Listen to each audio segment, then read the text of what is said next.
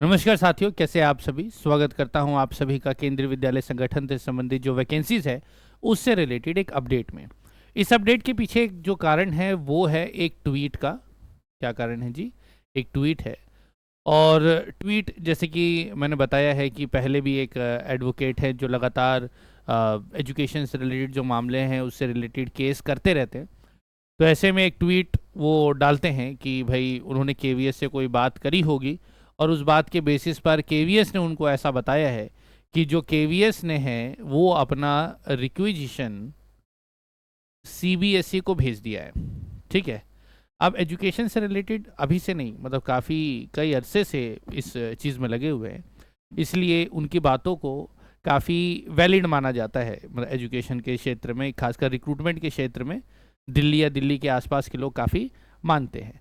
तो यही एक बड़ा कारण है कि उनकी जो एक ट्वीट है उसकी वजह से काफ़ी सारे साथी जो हैं उनके मन में एक उत्सुकता जगी है कि अब क्या होगा। शायद कुछ सकारात्मक जो न्यूज़ है वो आने की संभावना है। ध्यान रखिएगा, न्यूज़ हमेशा सकारात्मक आने की संभावना है, इसमें कोई दो राय नहीं है। और चाहे ये बात हो चाहे ना हो, आप कंसिस्टेंट स्टडी कर रहे हैं। ठीक है, आप कंसिस्टेंट स्टडी कर रहे हैं, इसमें भी किसी तरह की कोई कमी या चूक नहीं होनी चाहिए। किसी तरह की कोई दिक्कत या टेंशन आप अपने दिमाग में नहीं रखेंगे। ठीक है, आपकी पढ़ाई लगातार चलती रहेगी, आप बहुत ज़्यादा परेशान भी नहीं होंगे, बहुत ज़्यादा ओवर एक्साइटेड भी नहीं होंगे इस खबर से। आप मेरी वाणी से भी देख रहे हैं कि मैं बहुत ज़्यादा एक्साइटेड नहीं हूँ। लेकिन जिस समय DSSB की वैकेंसीज आई थी मैं बहुत एक्साइटेड था। क्यों? क्योंकि उस समय वो आ चुकी थी। जब कोई चीज़ आएगी then we will be super excited. अभी हमारा काम है पेशेंस रखने का और अपने काम को लगातार करते रहने का।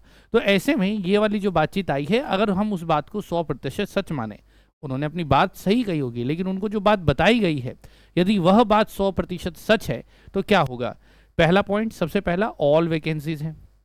ऑल वैकेंसी यानी कि जब मैं बात करूं तो कमेंट में ये क्वेश्चन मत पूछना कि सर पीजीटी मैथ की आएगी कि नहीं आएगी, टीजीटी हिंदी की आएगी कि नहीं आएगी, स्पेशल एजुकेटर का सब की है। यानी कि पीआरटी ऑल पोस्ट, स्पेशल की हो गई टीजीटी पीजीटी, फिर उसके बाद टीजीटी हो गया और पीजीटी हो गया। इन सभी पोस्टों पर सभी वैकेंसीज की रिक्विजिशन को कहाँ भेज दिया है जी? सीबीएसई भेज दिया। आप कहेंगे सीबीएसई क्यों भेजेंगे, बोर्ड का एग्जाम तो होगा नहीं। हम जानते हैं आपका एग्जाम एनटीए लेती है, ठीक है, लेकिन एनटीए एक तरीके से सीबीएसई ही कंट्रोल करती है। ठीक है, तो अब पूरा मामला ये है कि अभी जो बात सुनी है तो यहाँ से इन लोगों ने अपनी कुछ वैकेंसी का शेड्यूल बना करके सीबीएसई में भेज दिया है। सीबीएसई को रिक्विजिशन भेजना, रिक्विजिशन मतलब कि भाई जी ऐसे ऐसे पोस्ट है, इसके ऊपर एग्जाम कंडक्ट कराओ। It means CBSE is a exam regulating body. Exam regulating body ये एग्जाम कराती है, किसके थ्रू? एनटीए के थ्रू करवाएगी।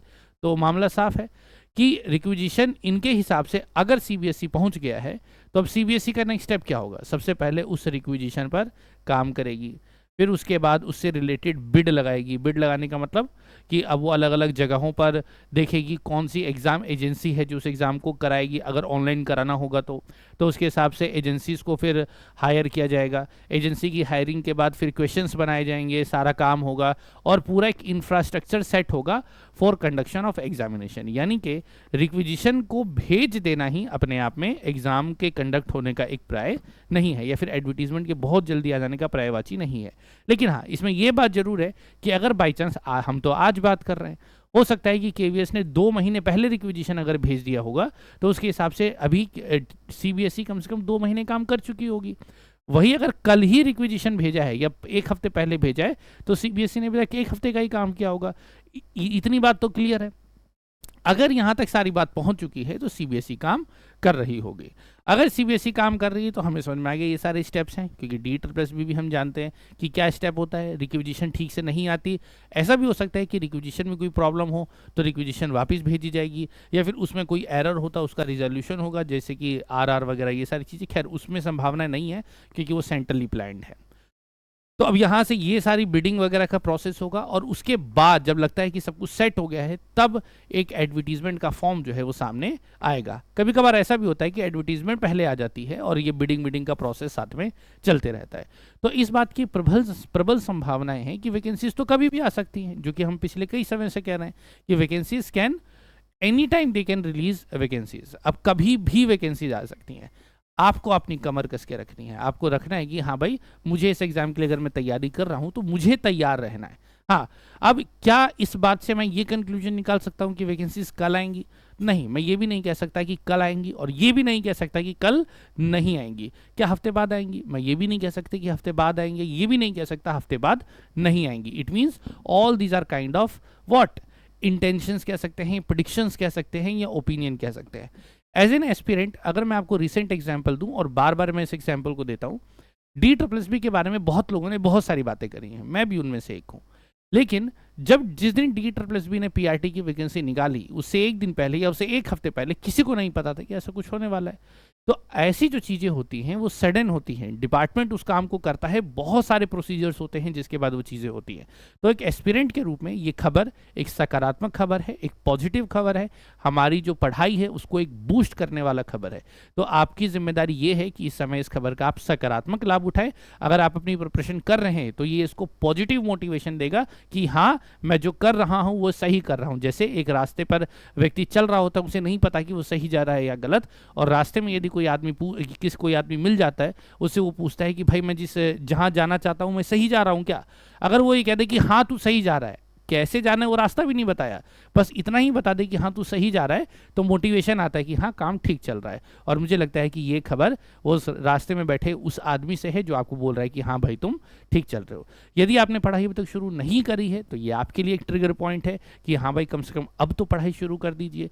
और यदि आपको लगता है कि जब वैकेंसी आएगी तभी पढ़ेंगे, तब आपके लिए इस न्यूज़ का कोई मतलब बन नहीं जाता, क्योंकि जब आएगी तभी आप पढ़ेंगे, और वो कब आएगी उसके बारे में मुझे या आपको या किसी को भी, जब मैं ये कह देता हूँ कि मुझे या आपको नहीं पता, इसका मतलब ये नहीं कि किसी और को पता है, किसी को भी नहीं पता है। तो ऐसे में अपने आप को सकारात्मक रखें, मजबूत रखें, आगे बढ़ते रहें। और इस वैकेंसी से रिलेटेड किसी भी तरह की कोई बात यदि भविष्य में आती है तो हम उसे संबंधित एक डिटेल डिस्कशन करेंगे। यदि आप कोर्स या पढ़ाई करना चाहते हैं तो मेटा स्टैटिस्टिक्स एप्लीकेशन और वेबसाइट पे जाएं, अपने कोर्सेज को एक्सेस करें या नए कोर्सेज में एनरोल करें और अपनी पढ़ाई को करें। स्पेशल एजुकेशन के लिए अभी तक हमने सिलेबस के हिसाब से, क्योंकि सिलेबस आया नहीं है तो उसका कंटेंट डला नहीं हुआ, लेकिन हाँ उसके अंदर हमारे और कंटेंट उसके अंदर एडिड है। तो अगर आप स्पेशल एजुकेशन के लिए तैयारी कर रहे हैं तो भी आप हमारे बैचेस को ज्वाइन कर सकते हैं। जैसे ही लेटेस्ट सिलेबस आएगा आपको चीज़ें वहाँ पर अपडेट होती हुई दिखाई देंगी। फिलहाल अभी के लिए इतना ही, मिलते हैं अगले सत्र में। आपको ये अपडेट कैसी लगी? क्या लगता है कि कब वैकेंसीज आएंगी और क्या अब हमारे इंतजार का अंत होने वाला है? इससे संबंधित बातें आप अपनी कमेंट बॉक्स में बताइए। मैं आपके कमेंट्स को पढ़ता हूँ और मुझे बड़ा आनंद आता है कमेंट्स को पढ़ के, ठीक है? इसके लिए नहीं कि इंतज़ार को देख कर के आनंद आता है, नहीं, आपके कमेंट्स को पढ़ के आनंद आता है और लगता है कि हाँ जो साथी हैं वो मन लगा के पढ़ाई कर रहे हैं, परेशान भी हैं, लेकिन हाँ परेशानी किसी भी तरीके से इस लेवल तक नहीं जा सकती कि वह हमें डिमोटिवेट करे। आप सभी का बहुत बहुत शुक्रिया। फिलहाल अभी के लिए इतना ही, मिलेंगे अगले सत्र में, तब तक के लिए नमस्कार।